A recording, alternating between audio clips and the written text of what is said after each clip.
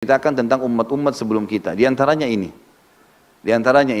Ada orang yang memberikan minum anjing, seorang bezina. Kemudian akhirnya dia dimasukkan surga. Itu kuasa Allah, rahmat Allah. Tapi sebagian ulama yang saya pernah baca mengatakan inilah kisah umat sebelum kita. Dan setiap syariat berbeda-beda kan. Seperti di zaman Nabi Musa alaihissalam ada orang kalau mau bertobat bunuh diri. Gitu kan. Allah mengatakan dalam Al-Quran surah Al-Baqarah, "Faqtulu anfusakum." Bani Israel di dalam Musa alaihissalam dalam ajaran Taurat, kalau mereka buat dosa besar, zina, riba, mereka kalau mau tobat bunuh diri. Kalau kita nggak ada kan hukum itu. Jadi tidak semuanya ditarik sebagai sebuah hukum. Karena kalau ini dipegang sebagai sebuah hukum, nanti orang bilang tuh berzina aja minum anjing bisa dimaafkan sama Allah. Baik, kita berzina saja, kemudian pulang malam-malam lagi mabuk, lagi zina segala, cari anjing bidikan air. Nah, kan bisa orang salah gunakan begitu kan? Bisa nggak? Bisa. Jadi kita ambil hikmahnya saja. Oh, yang paling tepat pendapat para ulama mengatakan ini kisah umat-umat sebelum kita dan dalam syariat mereka. Karena ini bukan diceritakan umat kita, gitu kan? Berarti ini yang dibahas adalah rahmatnya Allah yang luas. Mudah-mudahan Allah maafkan. Tapi ini tidak bisa jadi tolak ukur teman-teman. Kayak tadi saya bilang, oh berarti kalau kita satu kebaikan bisa menghapuskan semua dosa kita. Karena jelas sekali syarat dalam Islam, ya, kalau mau taubat nasuha dari dosa besar kayak zina adalah 3 syarat mutlak. Tinggalkan seketika, gitu kan? Kemudian sesali dan janji sama Allah tidak mengulanginya. Seperti itulah. Nah.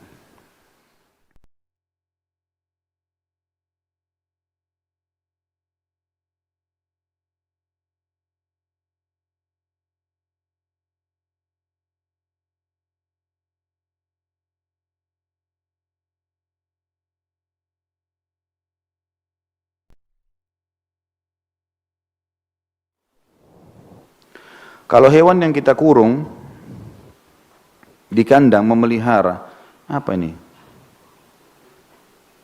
Terpelihara mungkin maksudnya dengan baik ya. Ketika hewan itu mati, apakah saya berdosa? Tentu saya teman-teman sekalian memelihara hewan harus kembali kepada dalil syar'i. Karena ini perilaku dalil syar'i. Yang dibolehkan dalam Islam adalah memelihara hewan ternak.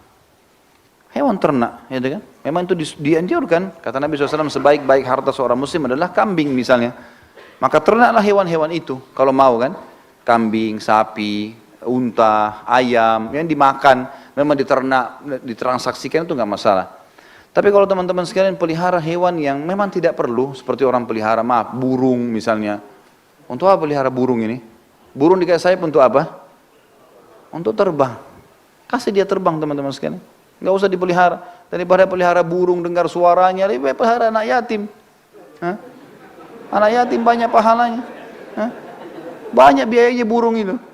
Biaya ini, biaya itu. Saya mau dengar suaranya Ustaz, buka YouTube sekarang, semua suara burung ada.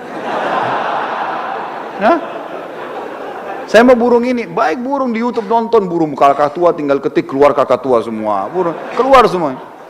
Antum kan cuma mau lihat kan, mau dengar, lihat sebentar tidur habis itu selesai.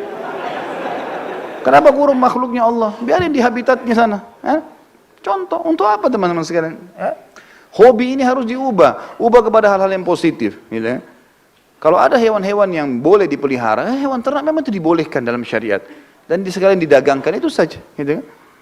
Ini semestinya harus persepsi diubah teman-teman sekalian. Kalau misalnya pun ada hewan, sebagian ulama mengatakan kalau hewan itu misal dipelihara pun dan diberikan makan, diberikan sekarang, kalau memang hewan itu tidak disiksa dan itu bukan hewan yang dilarang untuk dipelihara, seperti anjing kan tidak boleh, babi nggak boleh, yang bertaring seperti misalnya ular, segala nggak boleh. Yang satu-satunya yang bertaring yang dibolehkan cuma kucing. Ya.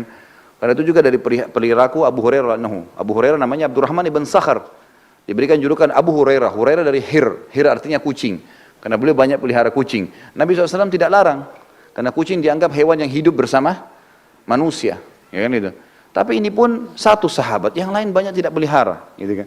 Dan Nabi SAW cuma diamkan. Ini maksud dalam takririyah maksudnya. Nabi SAW membiarkannya. Tapi yang lain tidak melakukannya.